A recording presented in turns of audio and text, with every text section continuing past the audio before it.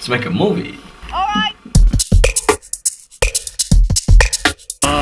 Video art or post-video art or experimental filmmaking or video art or post-video art or experimental filmmaking, or I had even times back in the days 10 years ago when I started doing this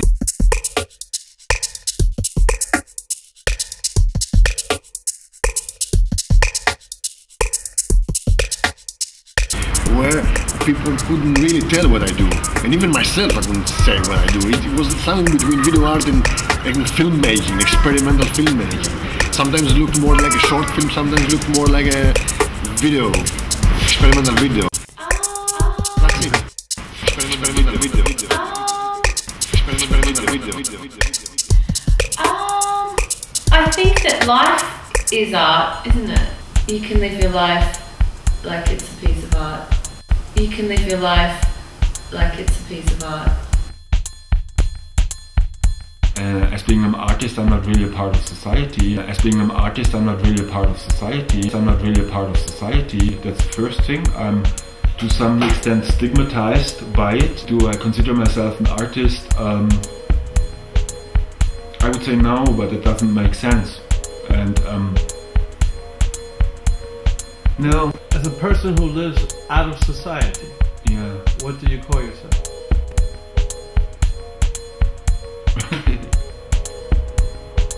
An artist. Yes, I do call myself an artist. I think that's what I am. I'm an artist. And if you look at 95% of DJs, we do not do the same thing. So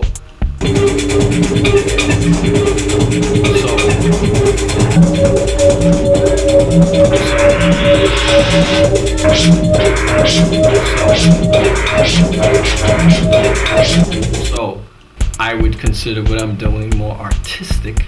I'm not saying it's better, but yeah, art. No, I consider myself a dancer.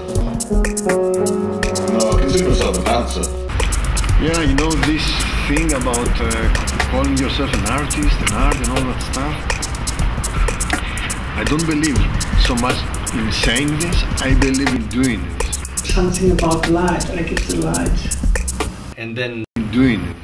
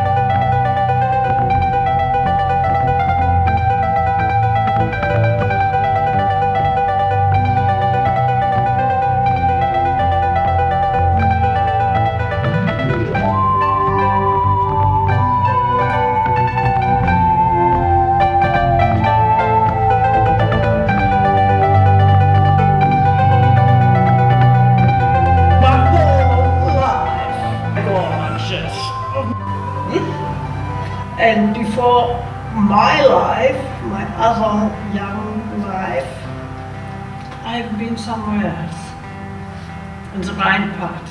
And why did you come to Berlin?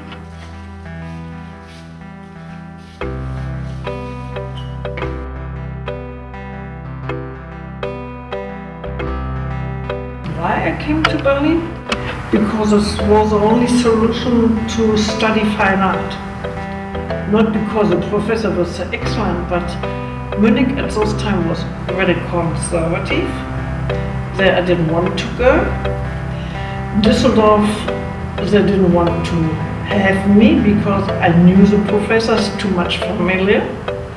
So I left for Berlin, and here I was very free with my Italian name because nobody saw I was covered.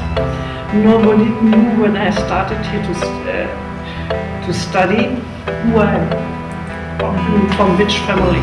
So nobody could complain or have some thinking,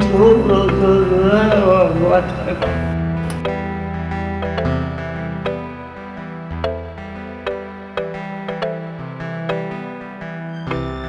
Music is actually older than things like Christianity. the art is dependent to get financials. In the native time, when you still had little groups living in the wood, there was the artist and the medical man, and the artist was always got existential, financial or food from the society, from the little group who was living.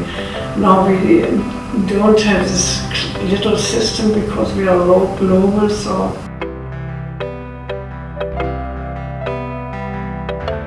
I represent artists.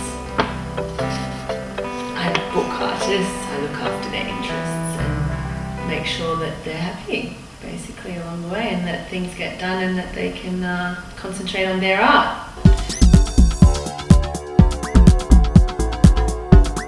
If you were to speak about what you do and your lifestyle, and you could choose any place in the world to talk about it, where would you pick? What do you mean? If you could choose any location in the world, where would you like to have it? That's a nice question. If you can do an interview to talk, we're about to talk about things. Okay. Spiritual philosophy, ideas of life, art and life, connections to Berlin. Okay. Where would you like to have that interview taking place? The world is your oyster. Oh, in the world. Like as a place in the world. Any place you want. Where we can go and do the interview. Right.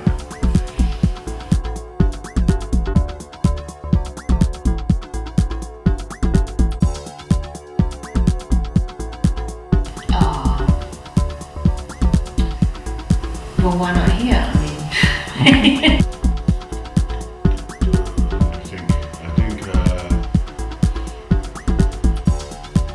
Probably in the UK, in London, isn't it? Not Manchester. No, not Manchester.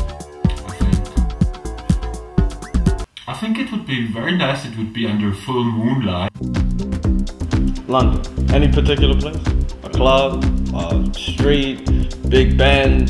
What? The Thames River? What are we talking about? Yeah, like near the river or something. Like I used to live at Riverside Studios, so I'd probably pick this place near there. It's really cool. We're in the right place. Welcome to Voodoo. To me, that's magic, and you add the idea. In most people's minds, when they hear voodoo, they think of something negative and black magic. And for me, black magic is all good. So therefore, you add the eLBee BaD, meaning good, very good, voodoo. It's really wonderful. Magic, magic, magic, magic, magic. That's why we call it Voodoo Studio. Parallel 8077, I got a stamp to prove it.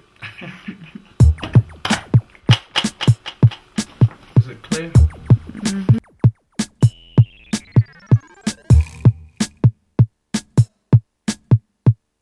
Is it clear? Is it clear? Is it clear? Is it clear?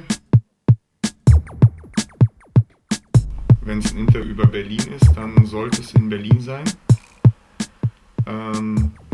Aber da ihr da draußen das Interview ja sehen werdet, überall verteilt auf der Welt sein werdet, hoffentlich.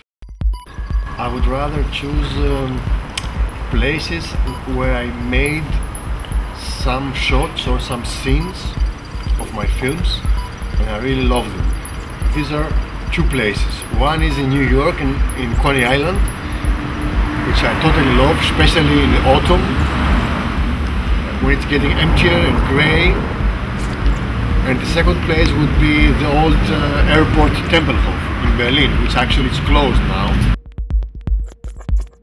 Ich bin geboren in Velbert, das ist in der Nähe von Wuppertal, also direkt neben Wuppertal im Kreis Mettmann. Bin in Berlin aber groß geworden, also mit 2 Jahren nach Berlin gekommen, im Alter von 2 Jahren. Und hier groß geworden, ich bin voll ein ganz richtiger Berliner, auf jeden Fall. denke, fühle und bin voll und ganz Mensch, nicht Berliner. Ganja Man, well known for his music.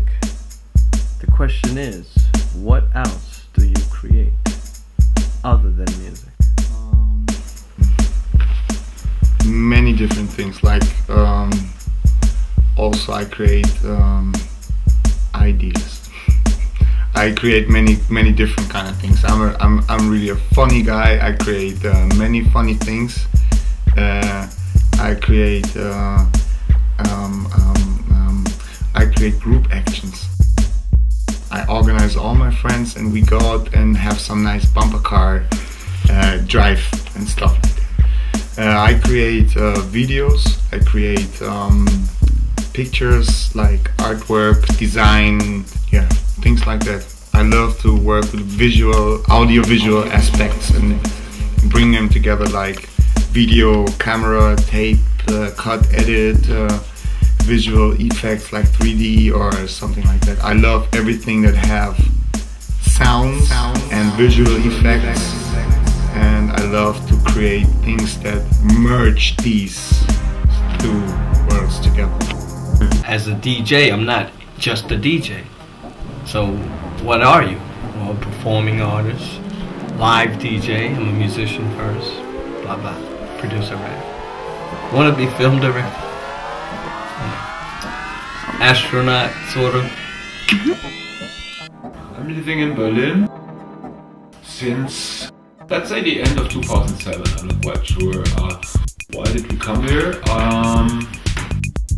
Because simply I couldn't stand it anymore where we lived before, which was just on the border of a forest in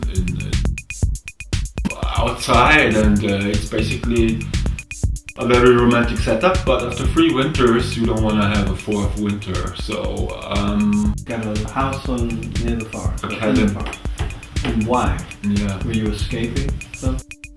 Escaping for sure. I was just finishing my 6 or 7 year social duty, and as a professor at school, and I cut out completely.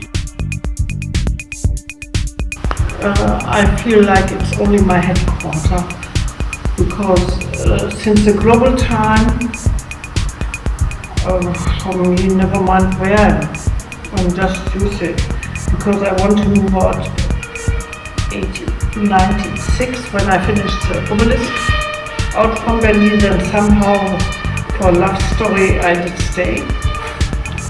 And then I didn't think about it anymore, because the whole transportation is so fast that it doesn't make a sense where you live. Since 2002. And why? Because I love it. I've been in and out of the city for about, let's say, 16 years. In and out. In and out. Where's out? What do you mean by in and out? Where's out? In and out. Out is New York and the world. I travel often. What makes the city special for you? It's got a sense of freedom. Here's a bit of freedom that you don't find in most places of the world. I didn't even try to stay. I missed my plane. I didn't want to stay here. Sorry, brother.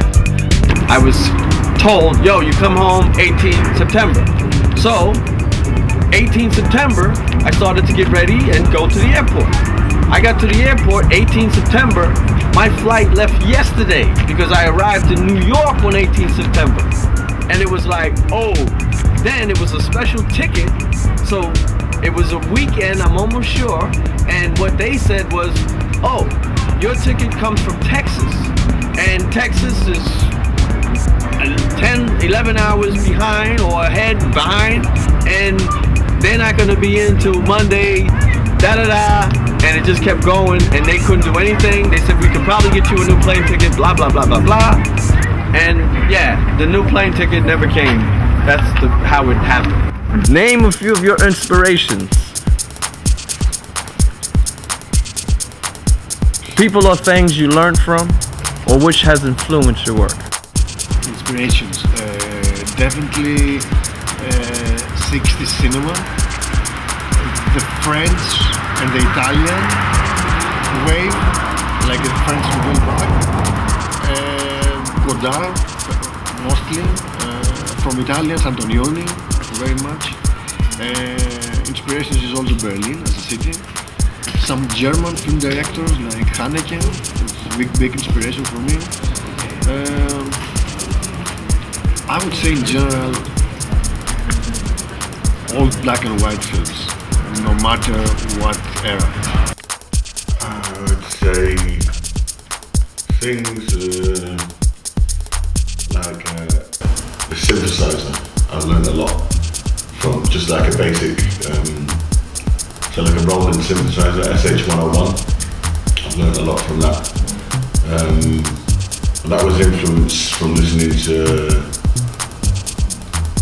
like electronic music, early electronic music. A few like DJs that I grew up listening to and all, like from the radio stations, like in Manchester there was a radio station, Piccadilly Radio. In this day and age of CDs and waves and MP3s and MP4s and things like that, the beauty of an album can, okay, a CD could do it too, because if you don't know an album, you don't know, you haven't experienced what I'm talking about, so you probably experience similar, but I don't think it's the same,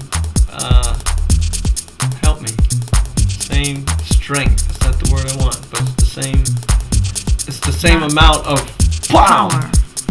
Yeah, but that's not the word I want either, but you know what I mean. So for example, just to let you know, open our eyes. See, right there, the title. Doing this, so I'm a bit tired. People, just to let you know, it's 3:38 in the morning. Now we're not doing this, so I'm a bit tired. And I've been up working, see, since 7 or 8 this morning. And I've been up working, see, since 7 or 8 this morning. Open our eyes. See, right there, the title. This is some spiritual stuff from their beginnings. Open our eyes.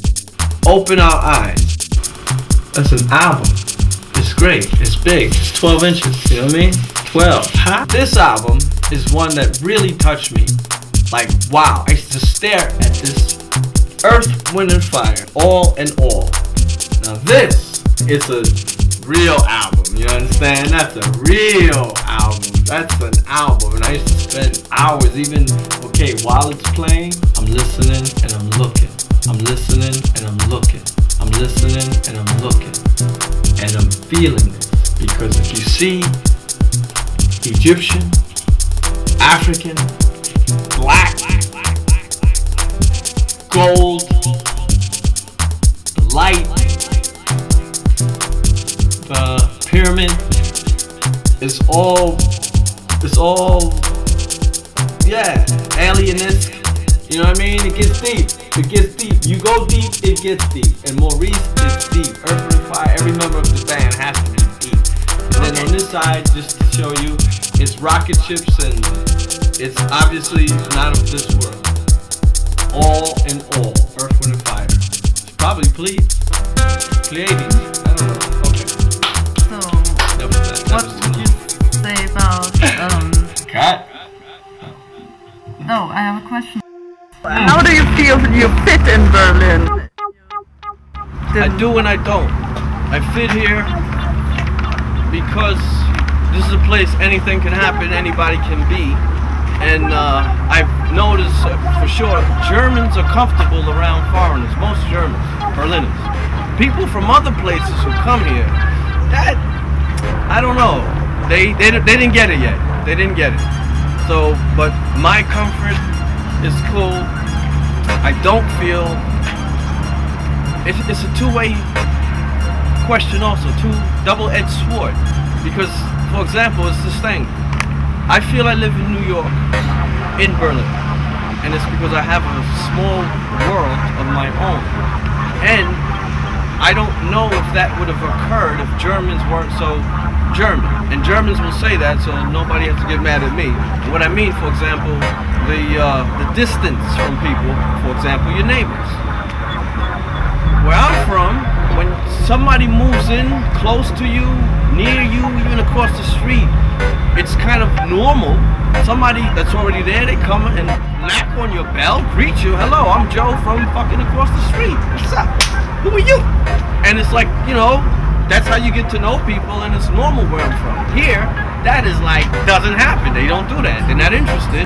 That makes me feel really actually uncomfortable, which is a daily thing. So every day, there's discomfort because of things like that. I walk into a store somewhere, maybe for whatever reason in any neighborhood, a person may look at me like I'm from another planet. And it's like, and I will, you know, depending on my mood, I'll ask, what's the matter? You never saw a black man? This is fucking 2011, yo. Hello. I'm not the first one here. But people, you get that reaction, and I'm not exaggerating. It's like, oh, shit. Like, you know, what is that? It's like, oh, hi. Well, I'm just me. Unbelievable. But it's true. Welcome to Berlin. There is no other place like Berlin because of that fact historically. For the last 20 years there was like so much space and so much place and opportunities for musicians and artists to grow. And studios have been what's not now anymore. The situation, they were very cheap. When the wall was up, because I was flying everywhere, working everywhere, and I always came back to Berlin because the studios for nothing, and the government helped a lot and did everything for you. Not right now. Not anymore. No. Here's a lot of spirit to create, but the vote for that, the qualification or whatever you mean, it's the artist can't live on that. You can't live on the money from Berlin. For me, it was very good to work when the wall was up, because it was very quiet. You could concentrate very much work, and each body, if a collector came, he just had to come to you. That's it. And so it was, and the flying was very funny because I had always British Airways or Air France, so you felt always in Berlin when it was an island, political island, like you are somewhere on the moon, you know, somewhere. You had a radioactive tree? Yes, in the beginning of 2000s, and I thought, why did you guys here? Oh my god. The tree of life, it doesn't exist anymore. It's now only what's left is the tree of half-life. It's gonna be in Chernobyl and you gotta go there. It took me 5 years to actually go there.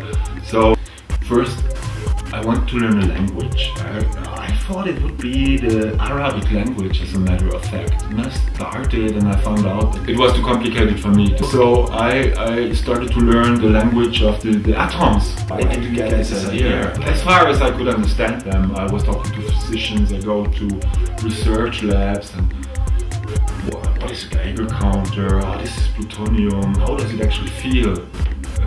Or do you actually feel these things, or are they just invisible? I educated myself because I was supposed to go on that mission, and from that village I was born, there was actually a connection. Why did you guys here? A connection to the nuclear age, because that was the place where the Nazi scientists like Mr. Heisenberg, Otto Hahn, let me call it that is, when Berlin was under heavy bombing end of the war, they evacuated the Kaiser Wilhelm Institute, which was the research center. They put it on the countryside, and that was that village I'm born. And as a matter of fact, as it turns out, much later I find out that Albert Einstein has been there as well, because his cousin Else Einstein lived there, which he later married. You know about his grandparents? No. This is a weird coincidence about this nuclear. You gotta follow that, and this would like reinforce you, because there is one difference. It was not an abstract idea born out of mind. It was really given. It was really clear. I didn't doubt that for a minute that I must do that. And if you don't do the things you know you have to do, you will become bitter. Let me ask you a question. Yeah. Do you know anything of Albert Einstein's family other than Elsie? A little bit. You know about his grandparents? No. Just that. No. Are you indicating something? Yeah. You tell me, maybe. Off camera. Yeah, okay. If you don't do the things you know you have to do, you will become bitter. Albert Einstein's grandfather is an African man. Yeah, but he still is. Very quiet. Hardly anyone has heard that. But just look at him and you start to get it. That explains a lot. See his hair alone, he's got a big afro. A big afro. Look at his nose. Check out his nose. It's African. Yeah. Okay, back Oh, to the tree. we're all I saw a picture of his African. grandfather. Back to the tree. That was the family tree. Now we come back to the nuclear tree. I prepare myself to go to the Ukraine and to somehow get in this zone of alienation or exclusion zone, and get a tree. So it can't be a big tree, otherwise I can't carry it. So bought this saw from like a survival store. It's really sharp. I found out it cut trees like nothing. I understand that if you take anything out of that zone near the Chernobyl reactor, you could go to prison for 2 years, and that's not what I wanted to do, I must say, especially not in the Ukraine. I took a bus, I took a tourist trip actually to take me in that area. You can actually buy a tourist ticket to make an educational trip. Their interest is actually to keep the reactor alive in our memories, because they ask for a lot of money to rebuild a sarcophagus, like a hood for it. You heard that after Fukushima they put it back on the table saying we need a new thing, because that thing is basically a bird cage collapsing, and it's been built in extreme situations, very hasty, and they need a new one. And why would they a new one? If that thing collapses, there would be a lot of dust and particles spread around. If that thing collapses, dust and particles spread around. So I got a tree. I didn't get this idea. So I got a tree in the area, and I made sure it was not very contaminated, so I wouldn't really endanger anybody with this idea. I didn't get this idea. I took it back in the bus to Berlin, then it stayed here for a while, then I took it to Canada, and then there come a crucial moment.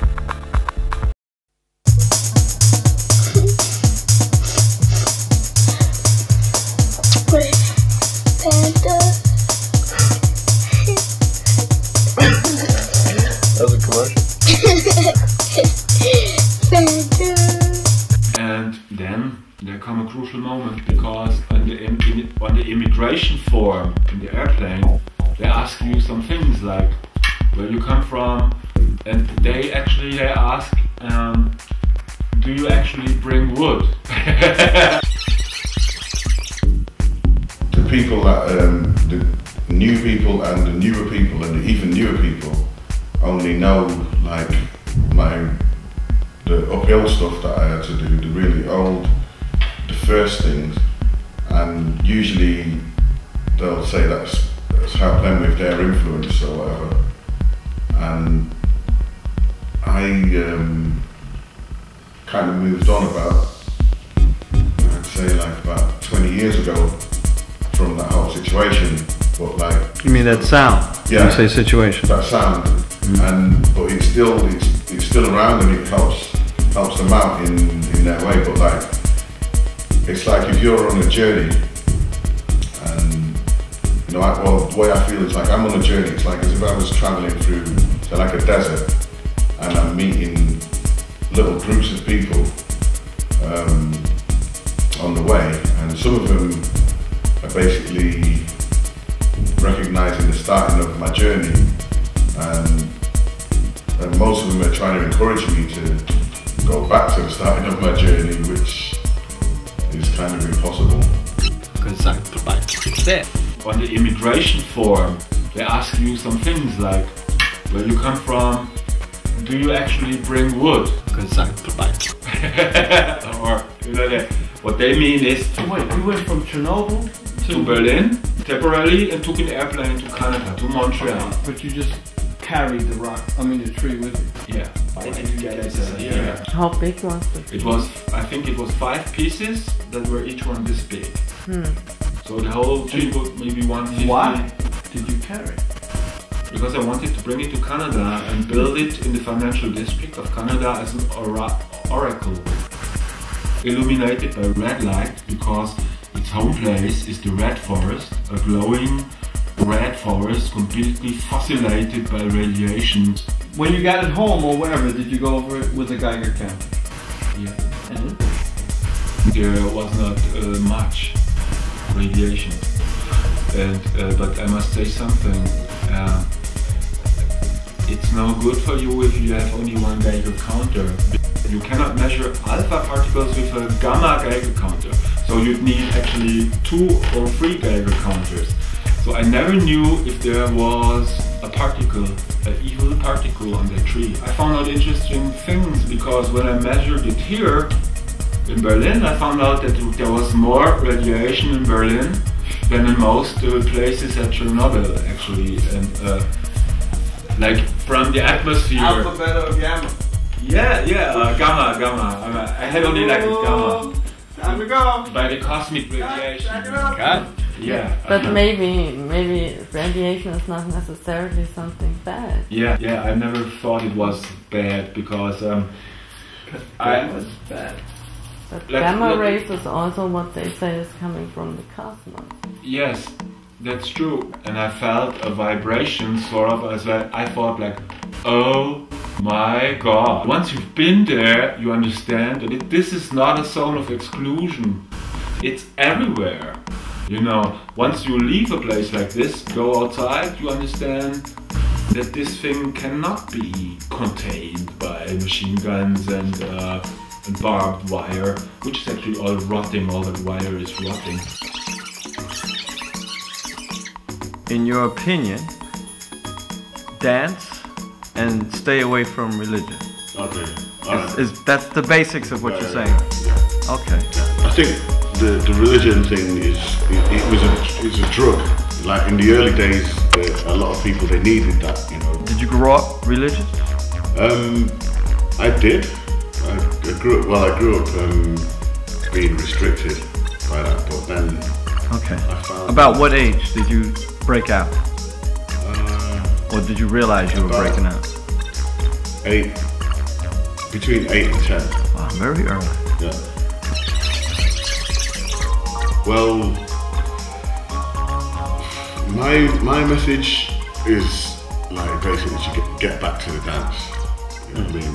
Get back to the feeling. I mean, there's all sorts of people trying to see it in culture, like overground culture now, where they're actually trying to, they call it organic or bio, or you know, like I don't know, but I'm like, get back to nature. On my level, I would say like cast out religion.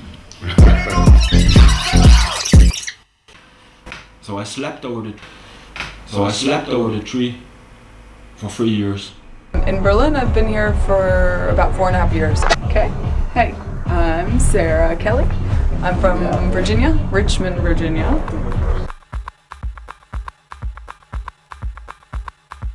When I graduated, I traveled around Europe, did the Eurail thing for 2 months with my best friend, and came to Berlin, and like it really felt like as soon as I stepped foot on the platform, it was just like, I don't know who I am, but that's okay, I can figure it out here. It was like this, well, I mean, there's the whole notion that people are really just working to live there, just to survive, and not being able to live as much. So I definitely feel like I can have more, like I work a lot less here, you know, for money, in terms of making money, than I did in the States. And I have a lot more time to just do fun things and experiment and play, which, I mean, I could always be in the studio more. I need to be in the studio more. So but, when you say fun things, that's not your work, your other work, no, your art. It is also. Okay. That's what I mean. Play. Like I mean, just have that time and space to be able to make mistakes and learn from the mistakes in terms of life and like meeting people and doing things outside of the studio, but also very, very, very much in the studio. Just having that playtime, which I think is so important in the evolution of creativity.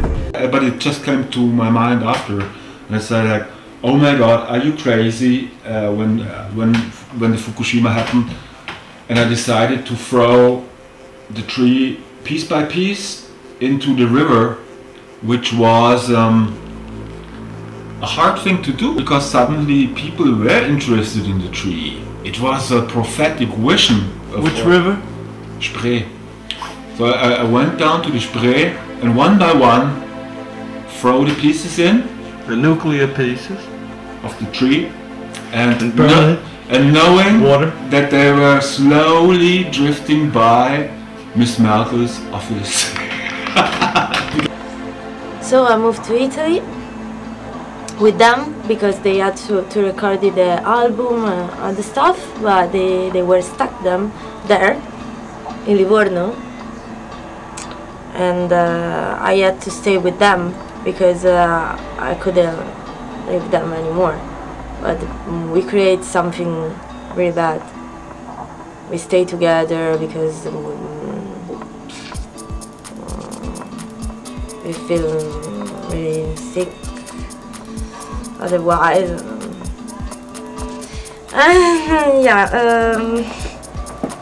I had to escape from them. So I'm in Berlin now. When I started with fashion design, and then how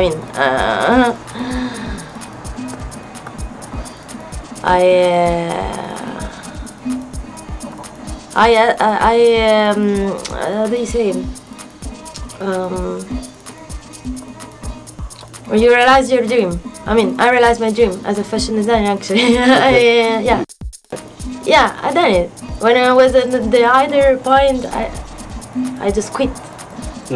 Because I saw another world with them. So I start painting, I start be free, I start getting into music and everything. It's a new start, but it's hard because I have to leave them, I have to leave my love, I have to disintoxicate myself because I was getting into fucking shit, man. Fucking shit. And I couldn't feel anything anymore for months. Anything. That's why I couldn't even paint. Anything. In the future, looks bright. You're painting. You started. I'm painting again and everything, but there is something that I have to unlock. Because I was really totally free for years, but then I had another I don't know, I was depending on this fucking drug. I was opening too much. And now without drugs I can be open again. Did anything disastrous happen in Berlin? Yes. As I told you in the story with the tree, which was not complete at this point, the reactor blew up in Fukushima, and I was in Berlin, and I had a Japanese friend in Berlin, and I was sort of like prepared, expecting something like this to happen. And what was this disaster that took place in the world, and we were in Berlin, which was the actual place they planned to drop the Hiroshima bomb on. Something beautiful happened out of this crisis. We decided to make a website and try to organize hosts for people that were willing to leave Japan, and there came a lot of emails in. Very human emails that would express in an extreme situation very humanistic action and not talking. So out of this disaster also comes some very strong social chain reaction.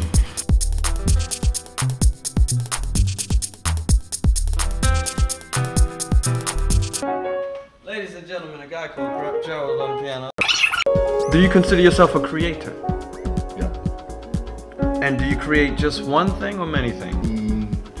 A little bit of painting. Aha. One thing that I'd create, and that's music. What is that?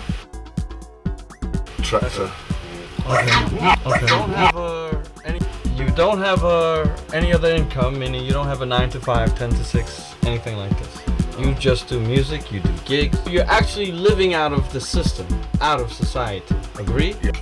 So when you say from it, you mean from inside or from? From outside.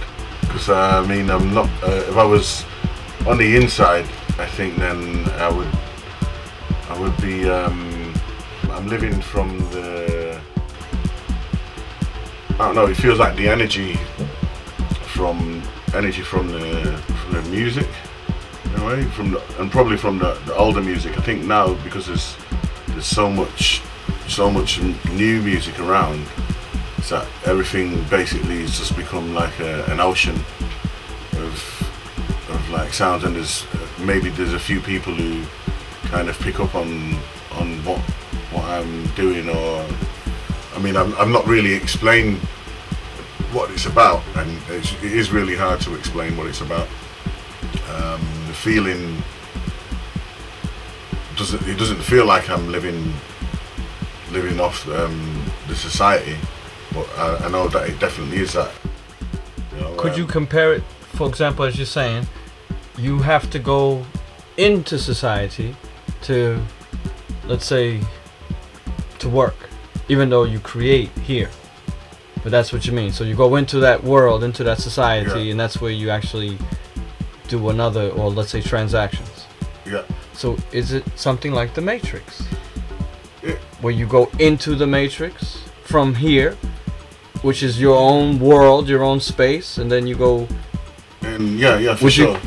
I would say that, yeah, it's like maybe like, you know, someone living on the edge of like a forest or something, and you go in, there might be a lake in there or something, and you go there, you get your fish, maybe some berries, and like, you know, your little bits and pieces, and then you've got to break out before, like, you know, you get like attacked by a bear or something. That's the city dwellers. Yeah. Or the promoter, some record company. Exactly. Or, you know, someone trying to get you to go and do like this gig for nothing, so they can tell their friends that they got you to do something. You know what I mean? Like, I mean, that's my next question. Does the price say anything about the quality of art? I mean, musically, the DJ's fee, all this included. No, it doesn't. But the price is a real strong character in today's the way that the art works. I mean, it's almost becoming like a painter's art world, where like their portfolio is basically what people are looking at when they look at the pictures. You know, they're looking at a piece of work, but like who it's by, the name on it is like makes the painting gleam a little bit more.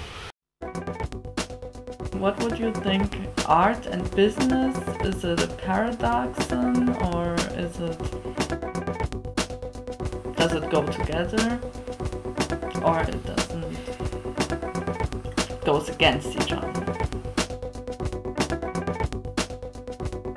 I think it goes against each other more than with each other, but that is very individualistic, because there definitely exist artists who do good business, or we could even say big business, and success doesn't take away, in my opinion, the quality of the art. But normally, and here's where it does clash and it doesn't go and it's complete paradoxal, first, who's to say what's real art? It's all opinionated, but what most perceive and what most sell and promote and push, it's usually, normally, generally speaking, I would say let's make it a later version of some real art. And yeah, unfortunately that's the way it works when they say if you come up with an idea first, you're an originator. If you come up with that same idea second or third, you're rich. Depending on what you mean by business, because art is a job. I consider art as a job, meaning I do it seriously. I'm deadly serious about what I'm doing. And I'm so deadly serious as is everybody else about his job.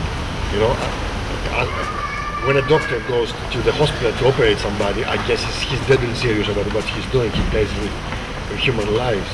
And I'm the same serious. I don't play around. I don't do it as a hobby or something.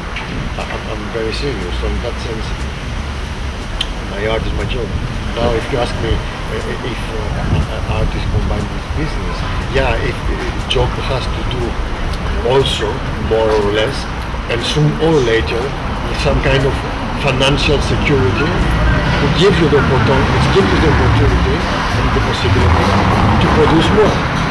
So I guess art sooner or later has to do with that kind of aspect, financial. So if rather than that we talk about business in the sense of commercializing something or make it bigger just for the fun of it, or just for the sake of it, then I wouldn't agree. The point of art is not to be bigger. It can be small, it can be useless, it can be unknown, and still could be great art. Okay. And does the price say anything about the quality? Not at all. Mostly, expensive works are also nonsense.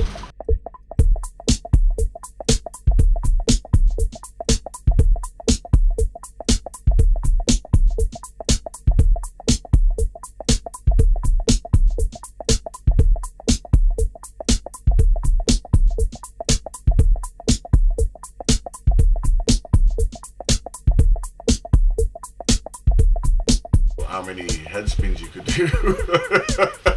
You know, you could, you know, like you had a crew of people and like you had like a mad routine together, you know what I mean? Like you could probably go far, you know what I mean? In the world of dance, that was, and you know, like someone who was cutting and scratching, and you know, if they had their own unique style, you know, they could probably get somewhere. Together, does it fit? Definitely not.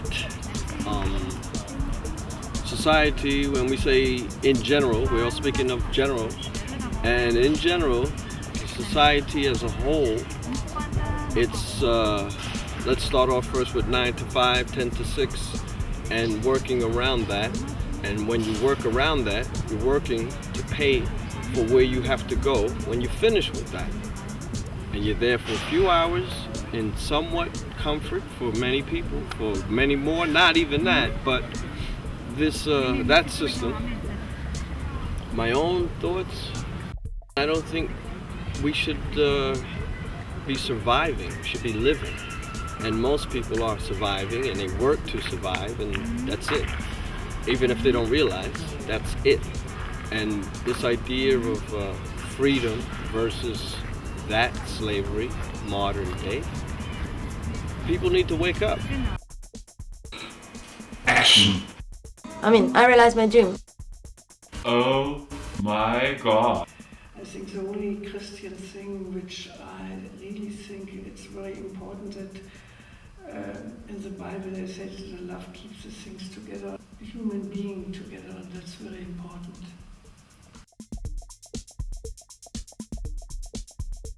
Would you say the melting pot it is part of the reason so many international artists, including yourself, come here? I feel it is important that there's artists, there's a lot of artists here, and they're coming together. Because it's there. I also feel there's a lot of kind of egos and hierarchies, which I suppose is within any kind of community. What did you get this idea? Compared to, like, 'cause I was in New York and there was a lot of artists there, but compared to New York, there are actually a lot of people, it seems like, collaborating or, you know, talking, or they're being a little bit more open. Here? Yeah.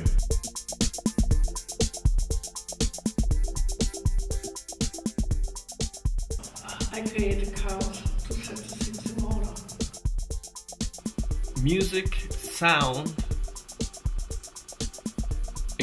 voices too. Well, once a voice. It was like a huh. But this is put into this stuff here.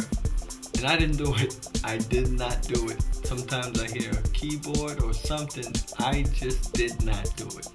But it appears. It's real. And it's there. I remember sometimes it's like, oh, that's that sound that just appeared.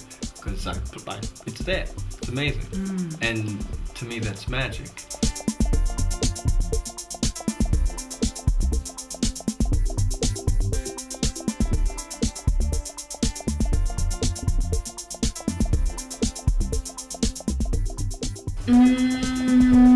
No, not as it is, not as the system is now. Not as the system is with money being the objective of our society.